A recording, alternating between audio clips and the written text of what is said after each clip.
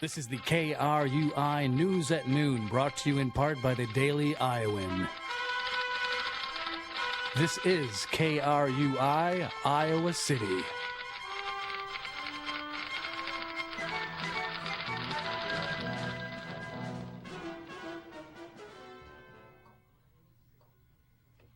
It is noon in Iowa City. The temperature is 55 degrees, and for KRUI, this is the latest news with Collin Murphy and Daisy Lee.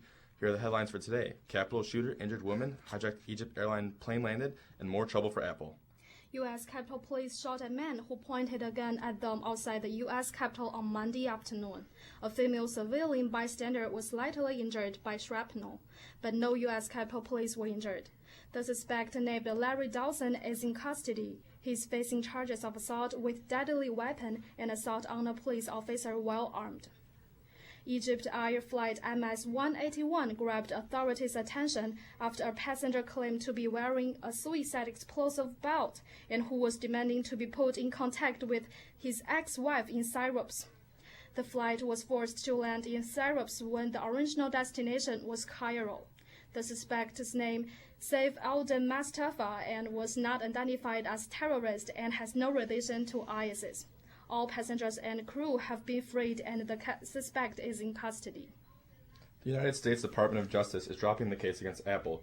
The DOJ planned to take Apple to court, mandating that Apple help the DOJ and the FBI hack the phone of San Bernardino terrorist Saeed Farouk. According to DOJ spokeswoman Melanie Newman, with the help of an unnamed third party, law enforcement officials successfully hacked the phone of the terrorist. Apple refused to help hack the phone, saying that it would compromise the security of all iPhone users. Officials would not give details as to what was found in the phone of the terrorists. The hacking of the phone raises concerns for the tech giant that was thought to have some of the most advanced encryption technology. More bad news for Apple. After releasing the software iOS 9.3 last week, Apple's customers have not been pleased. Customers have been complaining their tablets and phones have been crashing while opening certain apps. According to CNN, Apple is yet to address the problem with the devices crashing, but customers claim Apple is aware of the problem in the company's support forums. According to 9to5Mac, the company updated the software on Monday, but it did not fix the crashing links on the devices.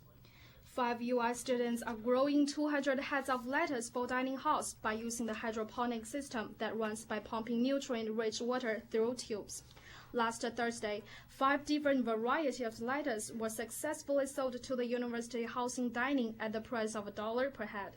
This is a Frontier TP Impact competition, which is hosted by the TP College of Business that aims at creating positive impact on campus by developing environmental sustainable projects.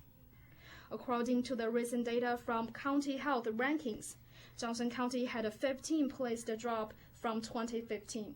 Its rank used to be 7th out of 99 counties in the state of Iowa, and now Johnson County ranks 22nd. The study revealed Johnson County performed poorly in some health behavior areas, like above-average levels of adult smoking. 24% of areas involved heavy drinking and sexually transmitted infections.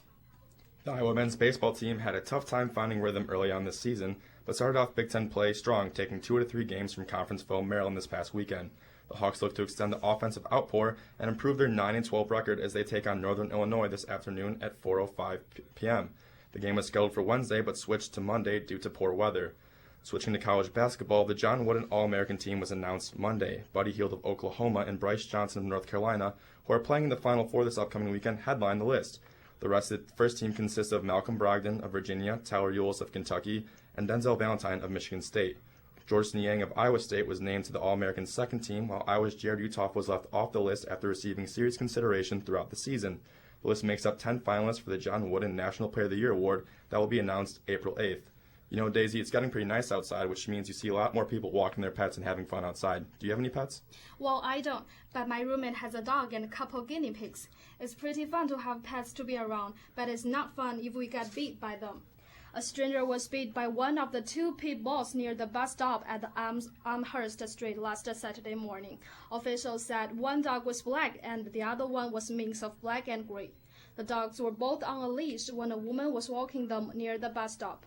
Iowa City Animal Services is looking for the owner, and if anyone has the information about the accident, please call 319-356-5295. That's all the news we have for today. Before we take a look at the current temperature, let's wish my news partner Collin Murphy a happy birthday. The current temperature in Iowa City is 55 degrees. And for KRUI, I'm Daisy Lee.